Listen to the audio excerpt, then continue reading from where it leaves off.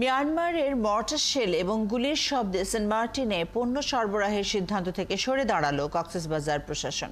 বৃহস্পতিবার থেকে বোটে সাগরের বিকল্প পথে সেন্ট মার্টিনে পণ্য সরবরাহ এবং জরুরি চলাচলের সিদ্ধান্ত হলেও তা বাস্তবায়ন হয়নি। তবে নিজ উদ্যোগে বোটে টেকনাফ এবং সেন্ট মার্টিনে যাতায়াত করেছেন অনেকেই। কামরুল ইসলাম মিন্টুর প্রতিবেদন, ছবি তুলেছেন হেলাল উদ্দিন।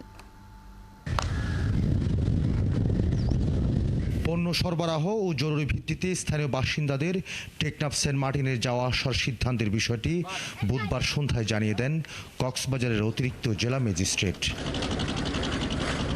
কিন্তু বৃহস্পতিবার সকালে শাহপরী দ্বীপের গোলারচর থেকে পণ্যবাহী বোট সেন্ট মার্টিন পাঠানো যায়নি, কারণ মধ্যরাতেও মিয়ানমারের মর্টার শেল ও গুলির শব্দ শোনা গেছে এপারে।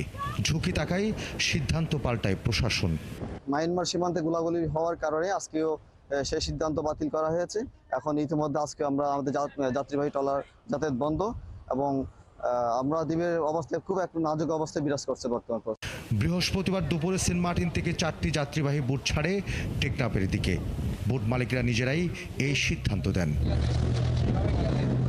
এদিকে টেকনাফে এক সপ্তাহেরও বেশি সময় আটকে থাকা শত শত সেন্ট মার্টিনের মানুষ বাড়ি ফিরতে ভিড় করে সাবরাং সাগর পাড়ে। তাদের অনেকেই বোটে উঠতে পারেননি। এখানে আসছি 7 দিন যাবত, এখানে আটকে আছি, যাচ্ছে না। আজকে যাবে, কালকে যাবে, এই বলে আছে।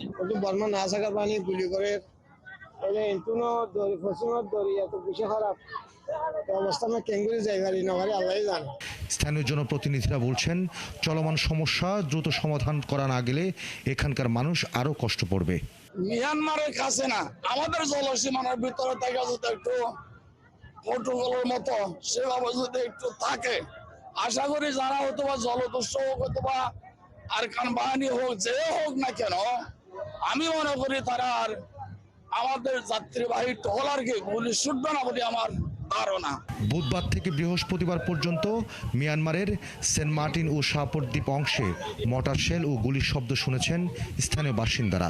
সেন্ট মার্টিন থেকে বঙ্গোপসাগরের অদূরে মিয়ানমার অংশে বড় জাহাজকে যুদ্ধ জাহাজ ভেবেও ভয় পাচ্ছেন তারা। কামরুল ইসলাম মিন্টু, ৭১, কক্সবাজার।